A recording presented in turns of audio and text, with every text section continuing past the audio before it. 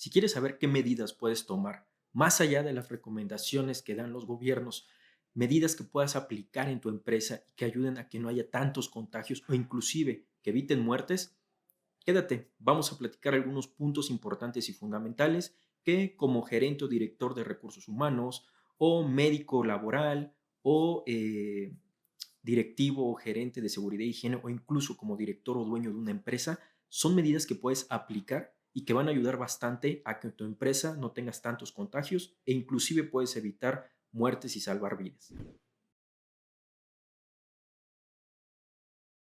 Es importante recordar que una pandemia es una enfermedad que se contagia muy rápidamente y se contagia en diversos países del mundo y que provoca alteraciones a nivel social, cultural y económico en un país. Por lo tanto, al estar en una pandemia hay que hacernos a la idea que va a haber alteraciones económicas, va a haber alteraciones en nuestra dinámica, tal y como lo hemos visto, y estas alteraciones van a continuar un rato más.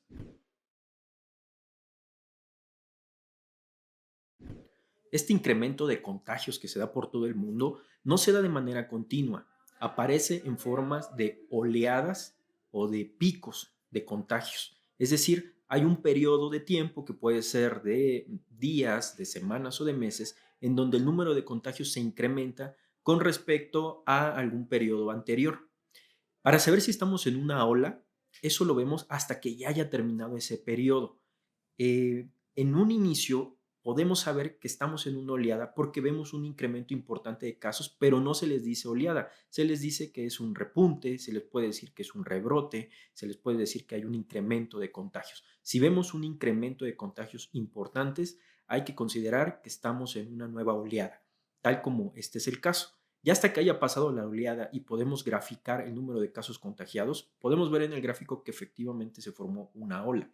Mientras vamos a estar sintiendo que estamos, se le puede llamar como un pico, un rebrote, un incremento de casos, etcétera, aunque formalmente no se le diga nueva oleada. En este momento, aquí en México y en varias partes del mundo, se sabe que estamos viviendo una nueva oleada porque otros países ya se nos han adelantado. Y sabemos que este incremento de casos corresponde a dos puntos importantes, a que se han relajado las medidas y acá hay variantes de COVID, principalmente una variante llamada variante Delta, que es mucho más contagiosa y al ser más contagiosa provoca que se pueda transmitir más fácilmente y que se incrementen los números de casos.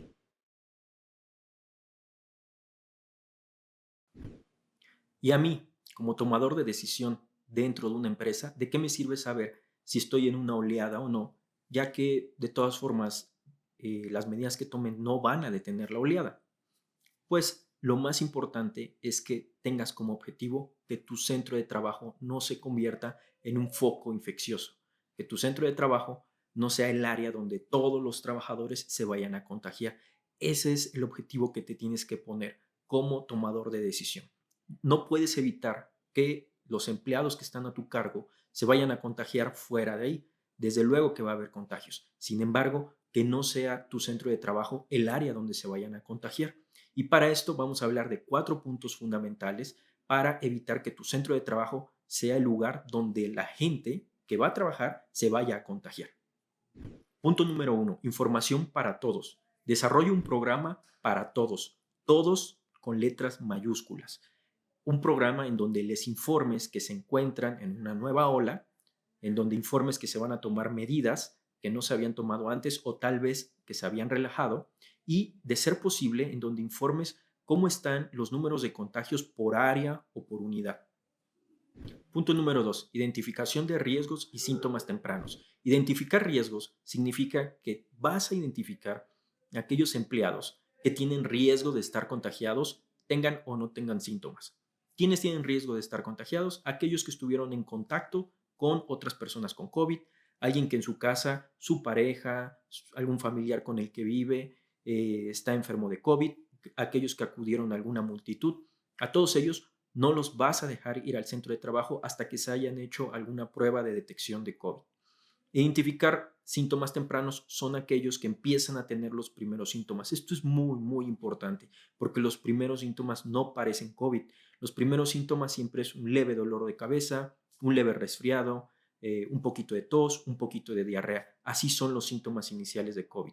Entonces, estos trabajadores que empiezan a tener estos primeros síntomas, hay que evitar que entren al centro de trabajo y hacerle las pruebas pertinentes, aunque ellos consideren que no hayan estado en contacto con alguien de COVID, o al menos mantenerlos en cuarentena o en aislamiento. Lo importante aquí es, en lugar de tener un grupo de trabajadores incapacitados por COVID, llevarlos a un grupo de trabajadores que estén en cuarentena y que pueden estar trabajando desde casa. Punto número 3, pruebas. Ya lo decía la OMS, pruebas, pruebas y más pruebas. Y lo decía para los gobiernos, pero también se puede aplicar para las empresas. Aquí en México, hacer pruebas de PCRs masivas para los trabajadores es algo muy costoso y muchas empresas no se pueden dar ese lujo de estar haciendo pruebas a todos cada 15 días o una vez al mes. Entonces, ¿qué se puede hacer? Muy sencillo, hacer una mezcla de pruebas. Actualmente se cuentan con diversos tipos de pruebas. Pruebas PCR, pruebas de antígeno rápidas, nasales, pruebas de anticuerpos rápidas, serológicas y pruebas de anticuerpos que se realizan en laboratorio. Y también podemos agregar un tipo de prueba más que son pruebas olfativas, aquellos para detectar los que han perdido el olfato.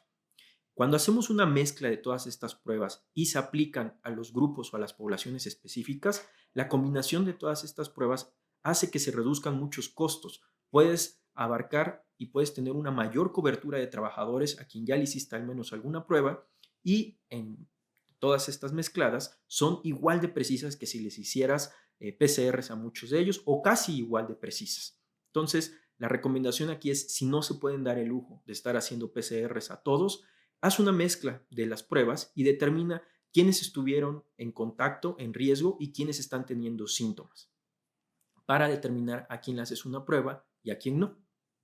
Punto número 4. Ingeniería anti-COVID. La ingeniería anti-COVID son las medidas físicas que pones en la empresa para evitar el contagio entre trabajador y trabajador. Actualmente, la ingeniería anti-COVID se centra en muchas empresas en estar tomando la temperatura y en estar poniendo tapetes. La realidad es que eso tiene muy poco impacto, por no decir que no funciona o no sirve para evitar los contagios. ¿Por qué? Antes se creía, cuando inició la pandemia, que la transmisión por fomites quiere decir que tú tocas algo que tiene el virus en su superficie, te lo llevas a las manos, te tocas los ojos o la nariz o la boca y te contagias. Bueno, este tipo de contagio ya se sabe que es prácticamente nulo con el COVID.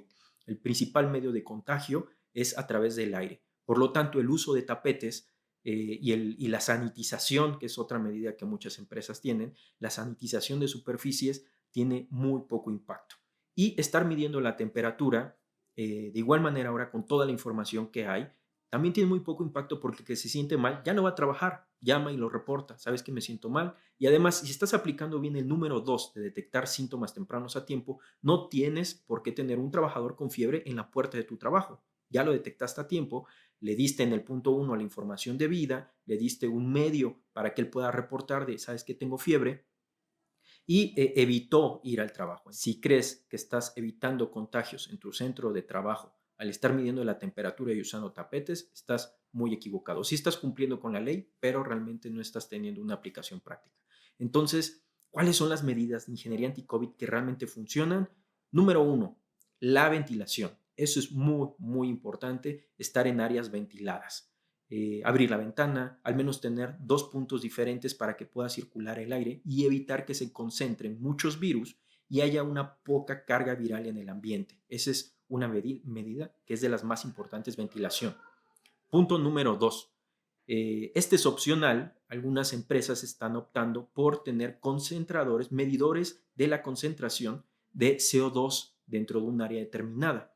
Cuando se llega a cierto nivel, se considera que el aire ya está muy concentrado y hay riesgo de que haya mucha concentración de virus. Esa puede ser una medida que puedes aplicar. Los medidores de concentración de CO2 ambiental no son muy caros y aparte pueden ser portátiles, puedes ir a diversas áreas con ellos.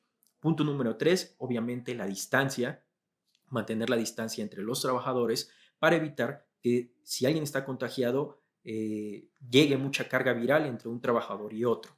Y otro punto importante es la rotación del personal. Si cuesta mucho trabajo tener una distancia de al menos 2 metros entre trabajadores, los puedes rotar en diferentes días o con diferentes esquemas para que algunos días vayan a la oficina y otros días se queden trabajando desde casa y los puedes ir rotando. Estas medidas son mucho más efectivas como ingeniería anti-COVID que estar midiendo la temperatura y estar usando tapetes o estar limpiando superficies. Dale me gusta y comparte este video, puede ayudar a otras personas a evitar contagios y a salvar vidas. Abajo viene la liga para nuestro blog en donde viene todo el texto de esta información de una manera mucho más extensa si quieres profundizar más con referencias de la información de lo que aquí se comentó. Soy el doctor Julio Pérez. Nos vemos en el próximo video.